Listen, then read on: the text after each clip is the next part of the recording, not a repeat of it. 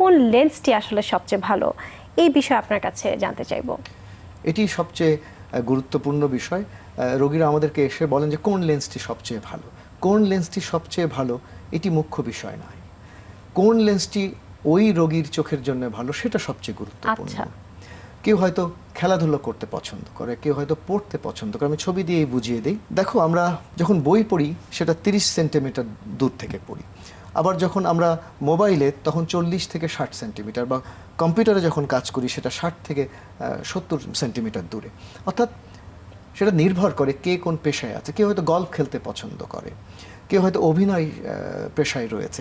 সুতরাং এটা একজন মানুষের বয়স, তার পেশা, তার শখ, শুধু তাই না, কাছের দূরত্ব কিন্তু এক এক মানুষের এক এক রকম। কেউ হয়তো এই দূরত্বে পড়তে ভালো পছন্দ করে, কেউ হয়তো আরেকটু দূরে। অর্থাৎ এই পুরো বিষয়টি নির্ভর করছে একজন মানুষের দেখবার চাহিদার উপর।